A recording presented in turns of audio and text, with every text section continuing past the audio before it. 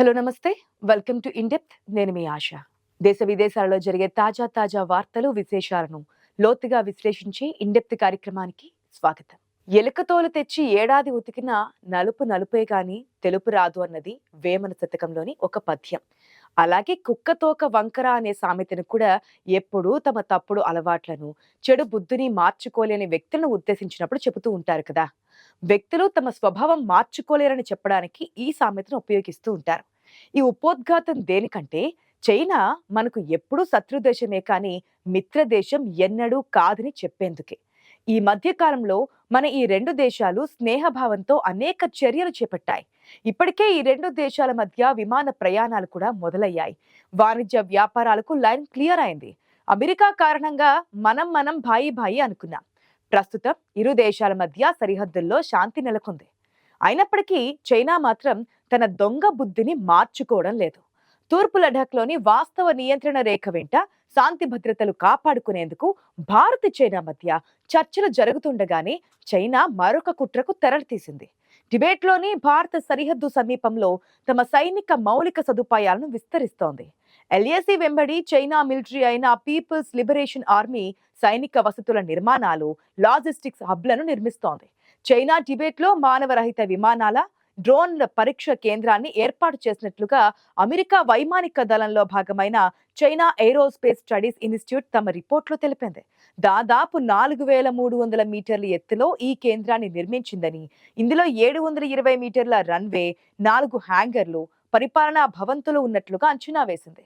గతంలో టిబెట్ సరిహద్దు ప్రాంతాల్లో సరైన రవాణా, నెట్వర్క్ సౌకర్యాలు, సదుపాయాలు ఉండేవి కావు. దీనివల్ల చైనా సరిహద్దుల్లో బలగాల మోహరింపు తక్కువగానే ఉండేది. ఈ క్రమంలోనే భారత సరిహద్దుల్లో పిఎల్ఏ సైనికులను మోహరించడం కోసం చైనా కొన్నేళ్ల నుంచి ఏర్పాట్లు చేస్తోంది. ఇందుకోసం రోడ్లను విస్తరించడం, అవుట్పోస్టుల నిర్మాణం, క్యాంపుల ఏర్పాటు లాంటి చర్యలు తీసుకుంటోంది. సైనిక వసతులు, నిర్మాణ సౌకర్యాలను ఏర్పాటు చేయడం వల్ల డ్రాగన్ తమ సరిహద్దుల్లో బలగాన్ని పెంచుకుంటున్నట్లుగా సమాచారం. తాజాగా అరుణాచల్ ప్రదేశ్ కు చెందిన ఒక మహిళను షాంఘై విమానాశ్రయంలో నిర్బంధించడం అనంతరం ఆమె నిర్బంధంపై చైనా విదేశాంగ మంత్రి చేసిన ప్రకటనతో ఇక చైనా మారదని తేలిపోయింది. ఇంతకీ ఆ మహిళ విషయంలో ఏం జరిగిందంటే, అరుణాచల్ ప్రదేశ్ కు చెందిన ఫెమా వాంగ్జీ జోమ్ నవంబర్ 21న లండన్ నుంచి జపాన్ కు వెళ్లే విమానం ఎక్కారు. ట్రాన్సిటోల్డ్ కోసం ఆ విమానం చైనాలోని షాంఘైలో ఆగింది. దీంతో సదరు మహిళకు చెందిన పాస్పోర్ట్ ను అక్కడి అధికారులు తనిఖీ చేపట్టారు. ఆమె పుట్టిన ప్రాంతం అరుణాచల్ ప్రదేశ్ అని ఉండడంతో ఇమ్మిగ్రేషన్ అధికారులు ఆమెను 18 గంటల పాటు నిర్బంధించారు. ఆ పాస్పోర్ట్ చెల్లదని, అరుణాచల్ ప్రదేశ్ చైనాలో భాగమని, తమ దేశం పాస్పోర్ట్ కు దరఖాస్తు చేసుకోమని హేళన చేసినట్లుగా ఫెమా వాంగ్జోమ్ సోషల్ మీడియా వేదికగా తీవ్ర ఆవేదన వ్యక్తం చేశారు. కనీసం తనను ఆహారం కొనేందుకు కూడా అనుమతించలేదని, భారత దౌత్య సిబ్బంది సహాయంతో తాను అక్కడి నుంచి బయటపడ్డారని వెల్లడించారామె. అయితే మహిళ గురించి చైనా చేసిన వ్యాఖ్యలపై భారత ప్రభుత్వం తీవ్రంగా స్పందించింది కూడా. చైనా చర్యలు అంతర్జాతీయ నిబంధనలు, భారత సార్వభౌమత్వాన్ని ఉల్లంఘించాయని తెలిపింది. అరుణాచల్ ప్రదేశ్ మహిళ వద్ద చెల్లుబాటయ్యే పాస్పోర్ట్ ఉన్నా దాన్ని చైనా తిరస్కరించింది. అయితే చైనా విదేశాంగ శాఖ ప్రతినిధి మావోనింగ్ మాత్రం ఈ ఘటనపై స్పందిస్తూ చైనాలో ఆమెకు ఎలాంటి వేధింపులు, నిర్బంధ చర్యలు ఎదురు కాలేదని తెలిపారు. సదరు ప్రయాణికురాలికి ఎయిర్లైన్ సంస్థ ఆహారం అందించిందని, విశ్రాంతికి స్థలం కేటాయించిందని తెలిపారు. సరిహద్దు తనిఖీలు నిర్వహించే అధికారులు చట్టాలు, నిబంధనల ప్రకారం మొత్తం ప్రక్రియను పూర్తి చేసినట్లు మా దృష్టికి వచ్చింది. సదరు ప్రయాణికురాలి హక్కులకు ఎలాంటి భంగం కలిగించలేదు అని తెలిపారు. అక్కడితో ఆగకుండా జాంగ్నాంగ్ లేదా అరుణాచల్ ప్రదేశ్ ఎల్లప్పుడూ తమ దేశంలోని భూభాగమని మరొకసారి నోరు పారేసుకున్నారు. అయితే ఈ చర్యను భారత ప్రభుత్వం ఖండించింది. అరుణాచల్ ప్రదేశ్ ముమ్మాటికి భారత్లో భాగమేనని, ఆ రాష్ట్ర ప్రజలు భారత పాస్పోర్ట్ ను కలిగి ఉండేందుకు, ప్రయాణించేందుకు పూర్తిగా అర్హులని చైనాకు స్పష్టం చేసింది. ఘటన జరిగిన రోజే చైనాతో పాటు ఢిల్లీలోని ఆ దేశ అధికారుల వద్ద భారత్ నిరసన వ్యక్తం చేసింది. ఈ విషయంపై భారత విదేశాంగ మంత్రిత్వ శాఖకు ఫెమా తాంగ్తోక్ ఒక లేఖ కూడా రాశారు. తనకు జరిగిన అవమానం మరెవరికి జరగకూడదని అందులో ఆమె తెలిపారు. ఇదిలా ఉండగా భారతీయ పౌరురాలికి ఇలా జరగడం ఎంత మాత్రం ఆమోదయోగ్యం కాదని అరుణాచల్ ప్రదేశ్ ముఖ్యమంత్రి ఫెమా ఖండు అన్నారు. దీనిని అంతర్జాతీయ చట్టాల ఉల్లంఘనగా ఆయన అభివర్ణించారు. చైనాలో అరుణాచల్ ప్రదేశ్ మహిళకు జరిగిన అవమానం మరొకసారి అరుణాచల్ ప్రదేశ్ ప్రాచీన చరిత్రకు సంబంధించిన చర్చకు దారితీసింది. నిజానికి అరుణాచల్ ప్రదేశ్ ప్రాచీన చరిత్ర గురించి స్పష్టత చాలా తక్కువ. అస్సాంకు ఆనుకుని ఉన్న అరుణాచల్ ప్రదేశ్ అనేక పురాతన దేవాలయాలకు నిలయంగా ఉంటుంది.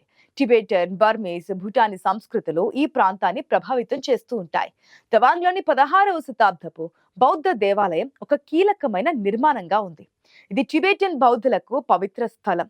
పురాతన కాలంలో భారత్ టిబెట్ పాలకులు టిబెట్ అరుణాచల్ ప్రదేశ్ మధ్య ఖచ్చితమైన సరిహద్దులను నిర్వచించలేదని చెబుతూ ఉంటారు. పైగా భారత్ టిబెట్ ప్రజలకు కూడా సరిహద్దు మీద పెద్దగా ఆసక్తి చూపించలేదు. బ్రిటిష్ పాలకులు దాని గురించి పట్టించుకోలేదు. తవాంగ్లో బౌద్ధ దేవాలయం బయటపడిన తర్వాత సరిహద్దు రేఖ గురించి చర్చ మొదలైంది. 1914లో టిబెట్, చైనా, బ్రిటిష్ ఇండియా ప్రతినిధులు షిమ్లాలో సమావేశమయ్యారు. ఆ తర్వాత సరిహద్దు రేఖను నిర్ణయించారు. 1914లో టిబెట్ స్వతంత్ర దేశంగా మారింది.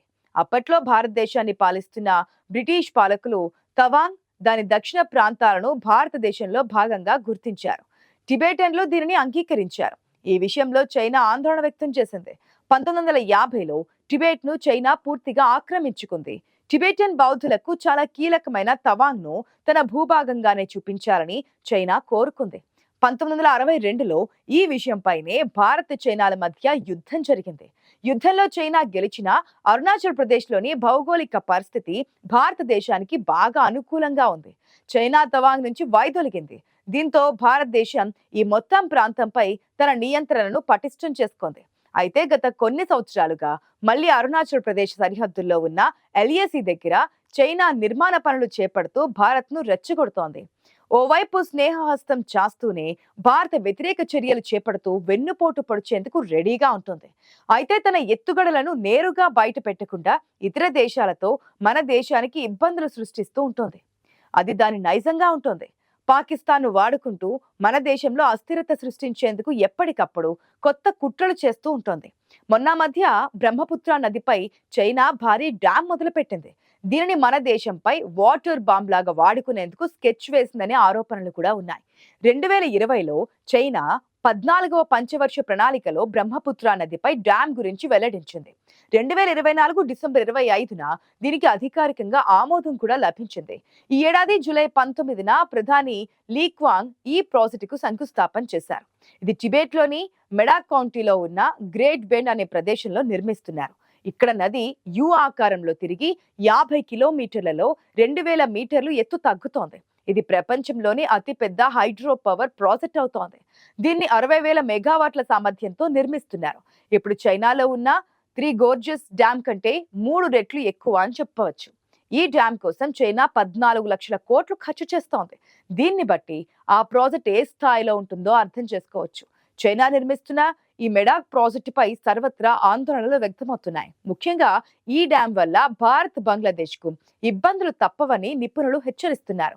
మెడాక్ ప్రాజెక్టు వల్ల పర్యావరణానికి హాని జరగదని, ఇదొక గ్రీన్ ఎనర్జీ ప్రాజెక్ట్ అని చైనా చెబుతోంది. కానీ భారత్, బంగ్లాదేశ్ లో మాత్రం ఈ ప్రాజెక్టుపై ఆందోళనలు వ్యక్తమవుతున్నాయి. ఎందుకంటే ఈ డ్యాం వల్ల భారత్ లోకి వచ్చే నీటి ప్రవాహాన్ని చైనా నియంత్రించవచ్చు. ఈ సమస్యను ఎదుర్కొనేందుకు భారత్ ధీటుగా చర్యలు చేపట్టింది. అదే బ్రహ్మపుత్ర నదిపై మనం కూడా ఓ అతి పెద్దదైన దిబాంగ్ ప్రాజెక్టును నిర్మించబోతున్నాం. ఇది పూర్తయితే చైనా ఒకవేళ నీటిని వదిలినా తట్టుకోవడం సాధ్యపడుతోంది. పైగా మన దేశంలో పలు ప్రాంతాలలో బ్రహ్మపుత్ర వరదల వల్ల ఎదుర్కొంటున్న సమస్యలకు చెక్ పెట్టవచ్చని అంటున్నారు నిపుణులు. మరొక అంశాన్ని చూసే ముందు చిన్న బ్రేక్ తీసుకుందాం. Don't go away, stay tuned.